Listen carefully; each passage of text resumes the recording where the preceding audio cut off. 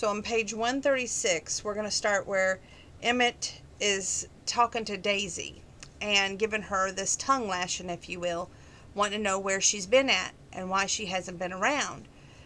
With Alzheimer's, it's a sad disease that sometimes you can forget things that, like, they're not in a relationship, they're not married, but yet he likes Daisy enough and he wants her around to be Jared's significant other. So he just thinks they're married, but we'll see what happens in this go between here. Page 136. Emmett hit the rocker arms with his fist. Now you two stop that bickering. I know the first year you do a lot of fighting and making up, but I want to see more making up and less fighting. Has he made you mad, darling? Is that why you stayed gone all week? Come on over here, sit down beside me. We'll talk about that boy of mine. He's a lot like me. Until I got Mavis, I wasn't too swift with women folk either, but I've been giving him advice this week. I think he'll be better today. He's been like this all week, Jared whispered through the screen door. Stop that whispering behind my back, and for God's sake, Jared, give her a kiss. I'll shut my eyes even if it embarrasses you to do so in front of me. Things I see on television these days would put my grandma's eyes out, and you can't even kiss Daisy in front of me. You ain't seen her all week. Don't know why she has to run that damn honky tonk anymore. This place can support her, and we need her to help take care of things, Emmett said.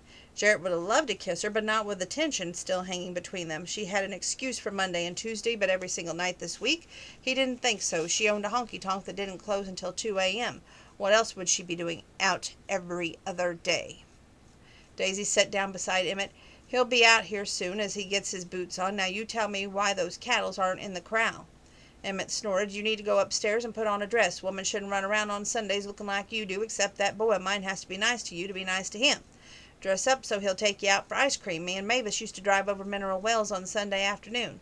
They had this little ice cream parlor. She ate strawberry. I damn sure wouldn't take you for strawberry ice cream in that get-up.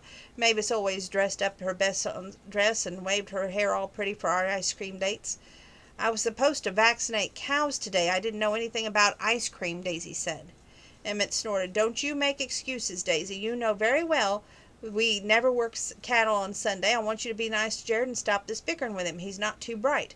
He don't see things as well as I do. He's been busy getting the ranch up to crackerjack shape before I die.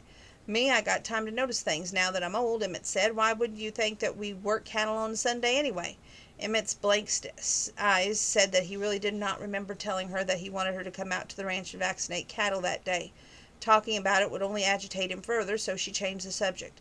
There was a whole family of coyotes in the pasture. Looked like a mama with 5 or 6 half-grown babies.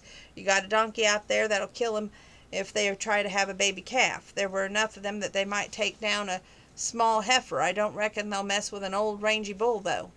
136, 137, 138, 139. Before Emmett could answer, Jared joined them. He hadn't put on his boots, but a pair of rather sandals. Even his naked toes made her hormones go into overdrive. He chose a rocking chair on the other side of Emmett rather than the one right beside Daisy. He couldn't trust himself to sit that close to her with at least reaching across the space and touching her cheek. Emmett's blue eyes narrowed, and he pursed his mouth so tight that the wrinkles from one top blended into those chin and erased his narrow lip. He glared at Jared. What in hell have you done with my donkey? I ain't seen it around here in a few days. Damn thing didn't die, did it? I hope to hell not. If that bunch of coyotes took down one of my baby calves, I'm holding you responsible. Jared almost choked. I guess he's out in the back pasture. Well, you put him up closer to the house. Those coyotes are getting brazen with that hot summer sun and all. We might ought to buy another one. Keep out the ones of the cows and keep 'em close to the house, too. I thought I heard Mountain Lion the other night sitting up squalling out in the pasture. Bet that donkey killed it, 'cause I ain't heard it since then. Daisy cut her eyes around at Jared. He barely shook his head and quickly mouthed her he'd tell her later. Let's have some of that cheesecake for an afternoon snack, and then I'm going to take my Sunday nap, Emmett said. Maybe you two can talk and fight this out if I'm not here. Don't know why you're all in this tiff, but I know it. Jared should have kissed you when you got here, and even if you are dressed like crap. You can't fool me, Daisy. You ain't been home all damn week, so I know you're fighting, and right here at the first, that ain't a good sign. I might be an old, but that ain't a damn thing wrong with my brain. You make him apologize and toe the line. Yes, sir, I will do that, she said. And you'll stay here tonight and go to that honky tonk since it's closed, right? Of course I will. I'll go fix us a piece of cheesecake. Want to go to give coffee to go with it or sweet tea? Coffee, black, just like a touch of milk, he said. I'll fix it, Jared said. You two go on and visit. He had to get away from her, even if for only a minute, and collect his thoughts? Would he believe her if she only had a plausible excuse for every day? Emmett waited until he was gone in the house before he started on her again. "You going to tell me what it is you're fighting about? That's our business, and we'll work it out," she said. "It's my business if I've got to live with you, by damn. You're a nosy old fart, aren't you? You tell your mother-in-law everything you and Mavis fought about?" He chuckled. "Hell no, nosy old woman. Didn't know when to keep her mouth shut." "Do you know when to keep your mouth shut? What if I told you we were fighting about you and you told Chigger or Jim Bob?" Emmett shook his bony finger at her. "Don't you try to hoodwink me, young lady. I'm not so old that I don't know when you're sidetracking me. Married folks need to be together. You get rid of that honky tonk, come on in out here to the ranch, and you belong with Jared. You can use your smarts as a vet to help these cows. I'll even give you 3 months, and then I'll burn that damn thing down if you don't get rid of it." That's 138, 139, 140, 141, 142, and 143.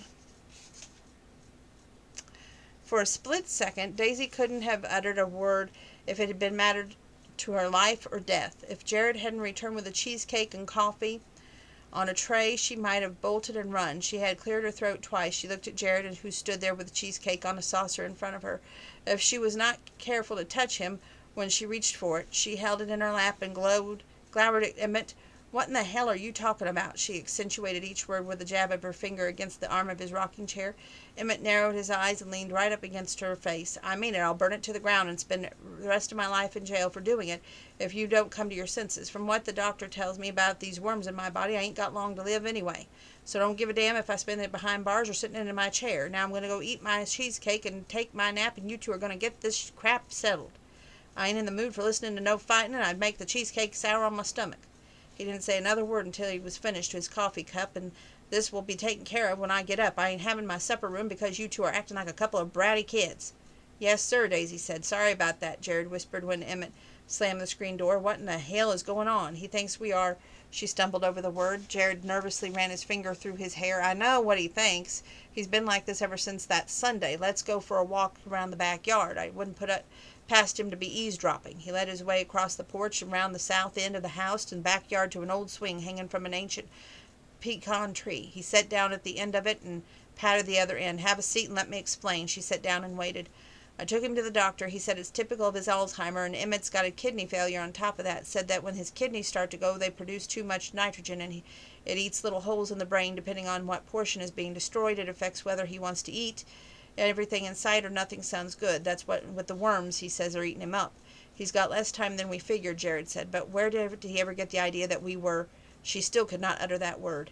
"He got the notion in his head last Sunday, started it in on me, and said it wasn't right for you to stay at the honky tonk at night and only come out here on Sunday. Argued with him and told him that we are not married. He got so mad that I thought he'd blow a fuse and have a stroke. Said I couldn't pull the wool over his eyes and that he wasn't born yesterday.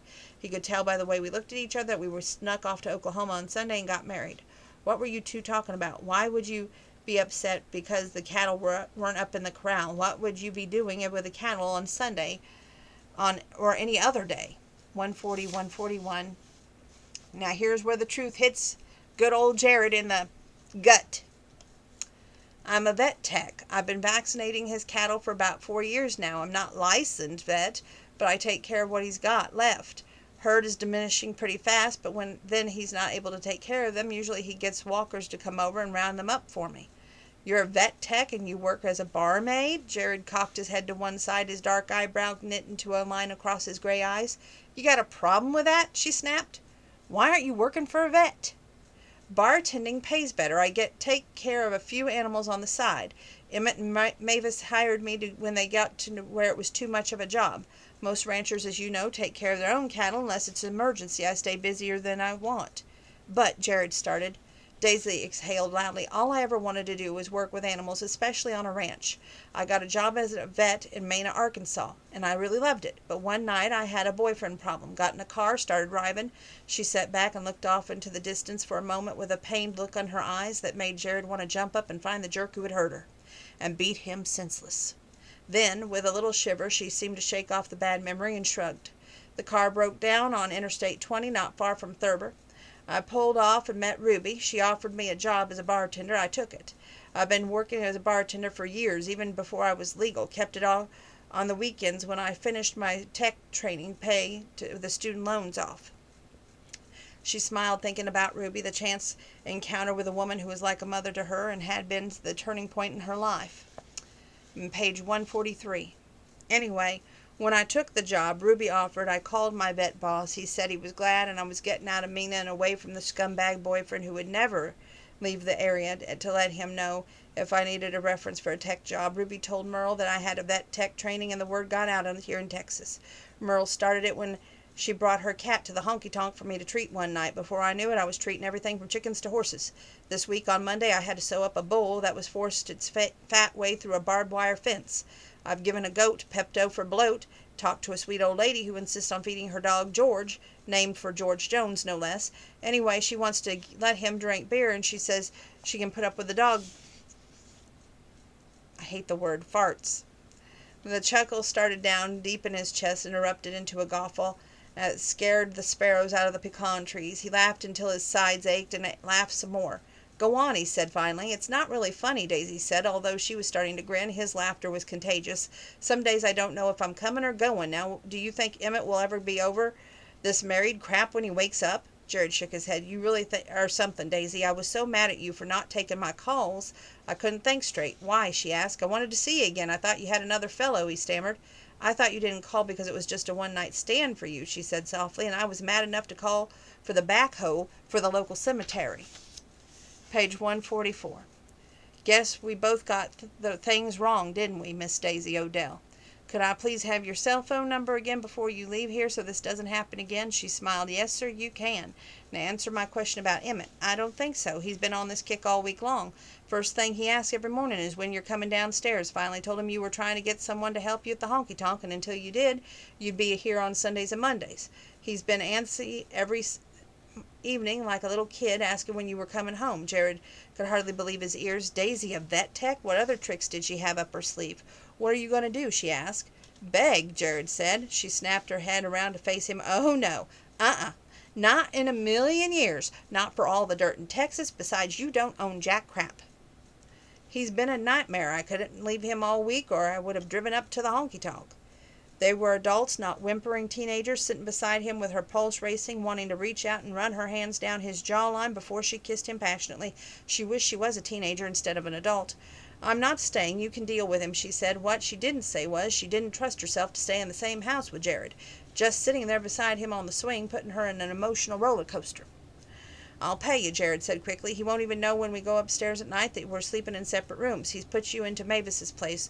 Whatever she said went around here, and he'd been lost since she's been gone. You've given him a reason to live. I can't believe you got him to agree to a donkey on the property. Next thing you know, he'll be putting up windmills if you say they think that they're a good idea. Hell, woman, I'd buy windmills and a donkey and think anything else you can think of to get you to stay here at night is what he's thinking. So they're now on the same page because he knows he was wrong. That was 144, 145. Okay, 152 is real short. You trust me to drive your precious car, he whispered. You are driving because men drive when they go with their wives for ice cream, and Emmett will have a fit if I do. We're going to the honky tonk so I can pack a few things. If I'm staying over until tomorrow evening, I'll need some clothes and personal stuff. Can't have that old goat having a stroke out of anger, can we? But it's got to be our secret. As far as anyone knows, I'm just coming out here to see after you and Emmett. We aren't even dating. We barely are friends. That's the condition, she said, so softly that Emmett would not hear. Jared started up the engine and backed the small car out of the driveway. It had been years since he'd driven anything but a truck, and he felt cramped. You got it. Okay. 154, 155, and 156. Daisy turned and looked at Jared. You coming in? No, ma'am. I'm waiting right here. Figure you two got some talking out to do, and that'll be easier if I'm waiting under the shade tree. He shut off the engine, rolled down the windows. The night breeze was still scalding hot, but not as much as his thoughts. He started measuring women by Daisy and how much she made him feel. Were all women going to come up short at the end of the stick when he looked at them? Yes, they are, he thought with a groan. What happened to I'm not going to fall for the bartender? So what if she's a vet tech, too? She's in Texas, and she's stated more than once that she loves her bar and won't leave it. I'm going home to Oklahoma when this business with Emmett's over. What in the hell am I doing? Daisy looped her arm through Kathy's. It might have been a piece of junk, but it was mine, and it was all I had to get back and forth to work, so no, you cannot drive my car. Kathy followed her back door to the honky tonk where several suitcases were stacked up. Okay, I won't ask again if you'll give me a job. Daisy looked around the parking lot and back at Kathy. How in the hell did you get in here? You damn sure didn't walk with all that baggage. It's a long story. Daisy hadn't believed in coincidence or fate, not one bit, until that day her car played out and she met Ruby. Now here was Kathy parked on her doorstep needing a job the same day she made up her mind to go along with a lie about being married to Jared. It had to be an omen that she was doing the right thing. Tell me the short version. Brad and I were saving money for a big wedding. We bought a car together, used both our old ones for trade-ins. When he left, he took the car, so I rode a bus from Mena to Mineral Wells and caught a taxi here from there to here. Good Lord, the taxi fare would have brought a good second-hand car. I can afford it. I just didn't want to buy a vehicle till I found out whether or not I was staying here or not. Couch is new since I was here. Does that one make out into a bed? Kathy asked. Yes, it does, and yes, you can claim it. I haven't got time to explain the whole thing, but I'm glad you're here. I need someone to close up for me at night. You've got experience in that. We'll both work till 10, then you can keep it going until 2 all by yourself. I'll be at home tomorrow evening and then tell you the whole story. You okay with that? I'll be fine if you handed me a toothbrush and told me to scrub the toilet with it. I just need a change of scenery that bad. That was page 154, 155, 156. Daisy pointed, make yourself at home. There's food in the fridge and the beer and the honky tonk. I'll be home after supper tomorrow, grab a few things. Get on with it. Like I said, I'm sleepy. The ride down here was hell on wheels. Didn't know how much I loved to fly until I had to take that damn bus. Why couldn't you live in Dallas? Want me to stay so you can talk? Daisy asked. No, I want to sleep all day and all night, and then we'll talk. Besides, if that hot, sexy hunk out there in the car was waiting for me, I wouldn't have taken as much time as you already have. Page 167, 168, and 169. When she turned around, Jared was only inches from her face. She gasped, threw her arm up, and took a step back. You scared me, she said. Who hit you? He asked.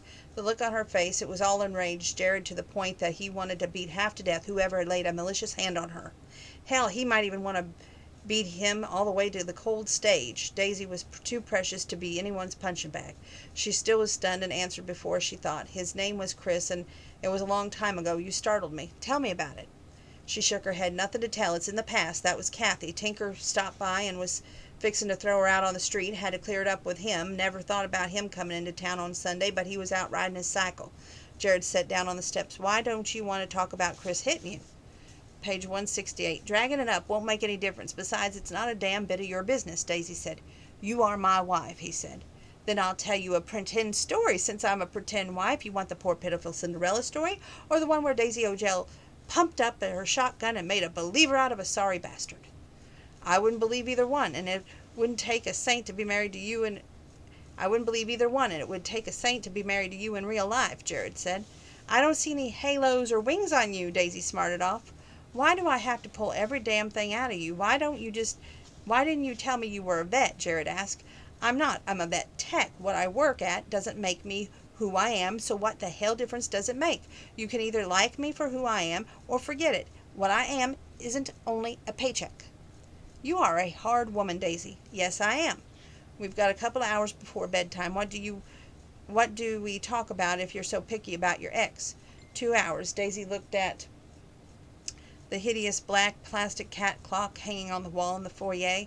Its eyes blinked and its tail wagged with each second and ticked off. It was only 8 o'clock and Jared expected her to go to bed at 10 o'clock. Your old girlfriend, she suggested, hoping it would take him until 2 in the morning to tell them about them all. Which store do you want? He asked. She propped her chin up on one hand of the banister, the rails between like a fence.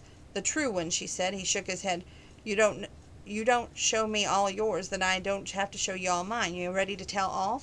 Not me. I'm going to go up for a long soaking bath in that clawfoot tub in the bathroom, and then I'm going to read a romance novel that I brought along. Do I really have to be up at 6 cooking? Long before that. He'll be sitting at the table at 6 cussing a blue streak if it's not in front of him. Schedule keeps him sane as possible, and if that's what it barely keeps him livable. After that, you just keep him happy. If you don't want to cook, I'll rouse something up when I get home. I'll have supper ready. Dutiful little wife should cook, or else Uncle Emmett might trade me in for Chigger. Jared shivered. Jim Bob can have her. She's loud and crass, and he stopped when Daisy held up her palm toward him. She's also my friend, so don't talk about her if you don't want to fight on your hands. Good night, Jared, and tell Emmett I'll see him at breakfast. Good night, Daisy. That was 167, 68, 69. 179 is a short little paragraph. The next song was Country Bumpkin by Cal Smith, and Daisy plugged her ears with her fingers. He talked about a tall cowboy coming into a bar and a barmaid looking him up and down. Kathy patted her shoulder. You got a bad dose, ain't you, honey? Daisy removed her fingers and nodded. That's what I want. I want my life to be something, not just a ho-hum stream of days. Well, he's the cowboy and you're the barmaid. Who knows? Maybe Cal Smith knows what he's talking about. I love how this book throws the country music, and not only the title of the song, but kind of brings the song to life, because right in that little paragraph pretty much summed up I Love This Bar. If you've ever heard that song, Country Bumpkin, it's about the barmaid and the cowboy, and it fits the book so well. I'm so glad she included it. Okay.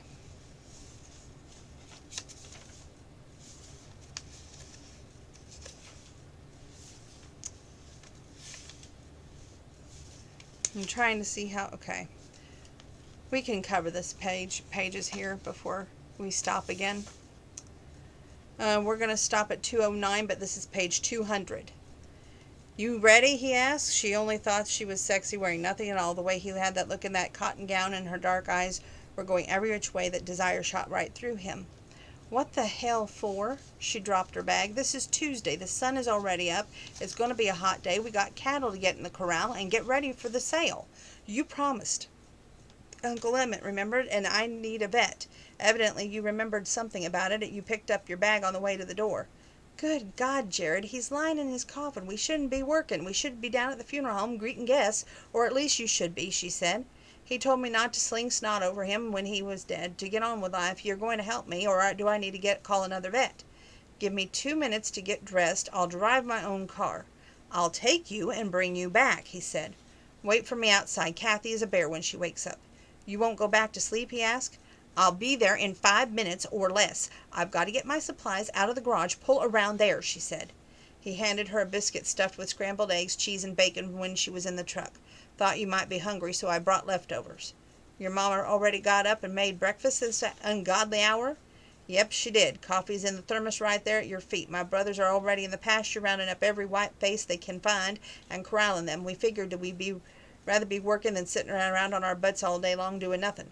Besides, there's a lot of decisions that will have to be made, and getting the white-faced cattle to sale will help, as he said as he drove south. That was 200, 201, 202, and 203. She bit into the biscuit and chewed slowly. So when are you going back to Oklahoma? It'll be a few weeks. We've got a lot left to do, get the place ready. I'll stay until it is. Her heart did one of those little half jumps. Like, what do you have to do? Sell the ranch? Cleaning it out before my nephew moves down here. That'll take forever. How old is your nephew? She asked. 23. He graduated from college and has been helping his dad on his ranch already. He's aching for his own place, got a girlfriend, and it looks serious. She poured her coffee into the lid of the thermos and sipped.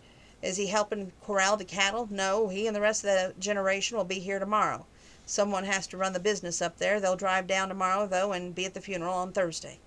She finished every drop of coffee and the biscuit. By the time Jared parked the truck at the corral, cattle were milling around, bawling, and being penned up. 2 men rode up on horses and tethered them to the railing.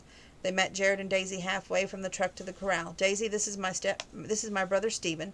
This is my other brother Mitch. Pleased to meet you. I understand you're the vet, Stephen said. My pleasure, Daisy said. I'm a vet tech, but I can make sure that they're all ready for sale. I brought the records with me.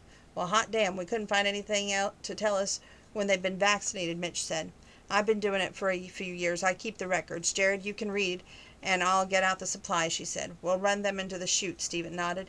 They were both good-looking men, older than Jared, and not as striking as he was, but then there were few men that were. She dug into her kit and handed Jared the paperwork. He studied the top chart and pointed out the white face that went with it. That one, he pointed. His brothers herded the particular cow into a narrow chute. Daisy loaded up the needle and reached through the rails. The cow didn't even flinch when she shoved it into her flank.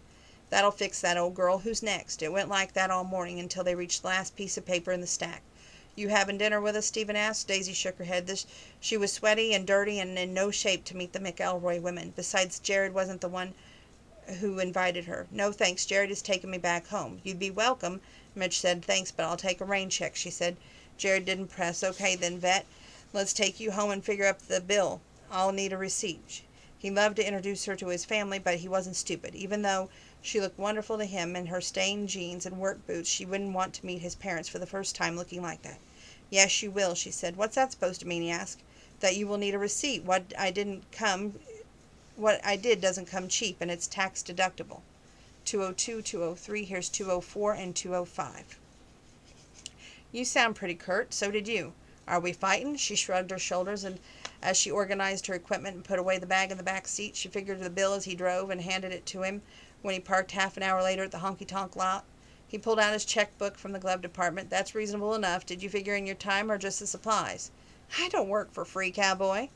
He wrote the check and handed it to her. Can I see you tonight? Would you come out to the ranch for supper with my family? He felt as if he'd done something wrong, but couldn't think of a single thing. No, thank you. I'm going to sleep until it's time to open the doors of the honky tonk, so don't bother getting out. Remember my badge of honor? He opened the truck door at the same time she did. She was halfway to the honky tonk before he caught up to her. He grabbed her hand and held it out the way to the porch, where he spun her around, wrapped his arms around her, and kissed her hard. God, you feel good in my arms. I wish you could be there all the time. Sleep tight, darling, he said, and whistled all the way back to the truck. After that, I doubt it, she muttered, and she watched him pull away from the parking lot. She slept until after 6 that evening and was amazed that her cell phone hadn't woke up with her in her animal emergency before that. Kathy tried to shoo her out of the honky tonk at midnight, but she stayed until Tinker had told everyone the doors were closing in 5 minutes. Then she and Kathy sat down, propped their feet up, and had a beer. I'm sleeping until noon tomorrow, no matter what. We have to get up early on Thursday, Daisy said. Anyone comes knocking on that door, I'll shoot 'em for you, Kathy. I'm holding you to that promise, Daisy said. Jared pounded on the door at 7 o'clock the next morning, and Kathy didn't move a muscle. Daisy opened the door with a frown on her face. Some watchdog Kathy was. Her snores sounded worse than Jim Bob's fishing wagon. What are you doing here? It's time to get on the road. He motioned toward a huge cattle trailer pulled in by a semi-truck. Daisy wondered how in the hell Kathy was still sleeping with all those cows bawling in the back of the trailer. Are you crazy? Last time the therapist checked, he said I was in remission. I'm not going to a sale today. She wore a pink sleep shirt that barely reached her knees, that she rubbed the sleep from her eyes with her knuckles like a little girl. Why not? You did promise him that you would help me get rid of these sorry white-faced cattle. Didn't you tell him that Angus made better steaks? Jared asked. Promise. She remembered his last word, the one that she hadn't answered. I'll be there and ready in 10 minutes. Come on in and sit at the table. He sat down and looked around. Her apartment was tiny, but furnished with nice pieces. No clutter and clean, simple lines. If an apartment described a woman, then Daisy was a no-nonsense lady. The sofa took up most of the living room when it was pulled into a bed, and a flat-screen TV rested on a plain black case surrounded with books. He looked at the titles, mostly romance, with Ivanovich and Grafton thrown in amongst them. The kitchen was a small galley, room for one in the aisle between the cabinets, refrigerator and stove on one side, surrounded by white cabinets, sink with a window overlooking the woods behind the joint with that same white cabinet surrounded on the other side. No dishwasher or trash compactor. He made his way to the sink and looked out the window to see 2 deer and a fawn gazing at the edge of the trees.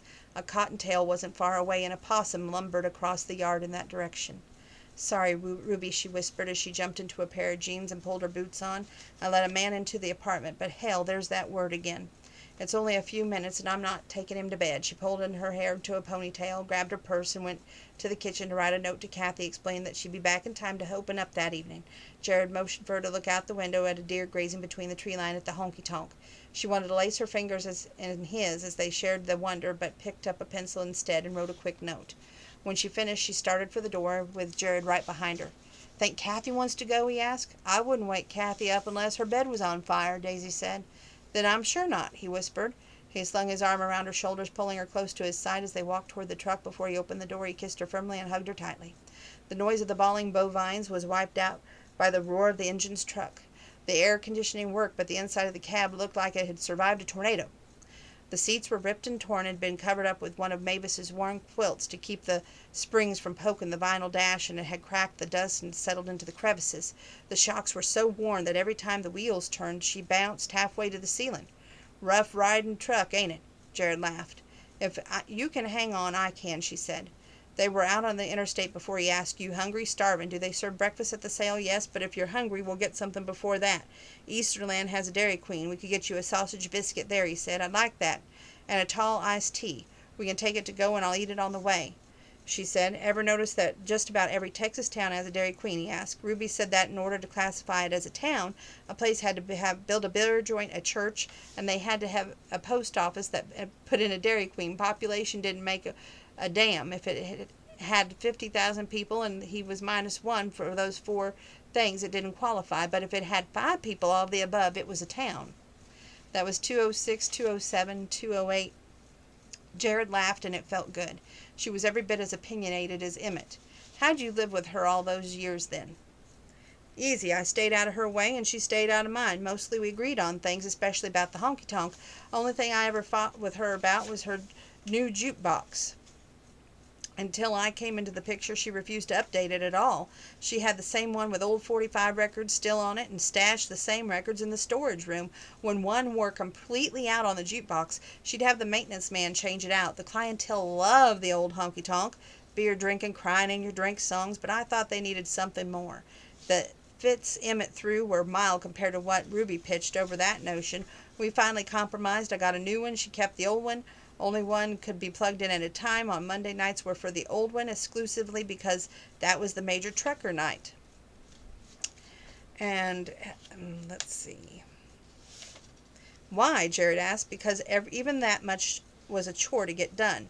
"No, I mean, why were there more truckers on Monday?" Jared asked. "I have no idea. It's the night when all of the regulars stop by and they like the old music, so that's what they get. And besides, Ruby had to win part of the fight, didn't she?" Daisy nodded slowly. "She and Emmett didn't give up power easily. How about you, Jared? Do you give up easily?" "Hell no," he said. She had no idea that he was answering his own question about what if he wanted to convince her to leave the honky tonk and live with him, but he did, and he made up his mind to pursue her until he won. Daisy was everything he wanted in a woman. She was so pretty that he compared every other woman to her. She was smart enough to be full-fledged vet and did the work of one. She was hard-working. Lord, she ran that honky-tonk and kept up with at least 2 counties worth of animals. She was funny and witty and kept him on his toes every minute he was with her. He enjoyed being with her so much that when she wasn't around he kept wishing she was. Yes, surprising enough that after his first impression of her being nothing but a barmaid, he was flat out in love with this woman. It's amazing how wrong he is. But it's even more amazing that he can admit it. And you'll find out more when we do more of the book. I just wanted to try and get some more of the book read, and I've got to go get the laundry done now. So that was part 1.5. We'll call that 1.5. And I'll see you hopefully tomorrow night. God bless.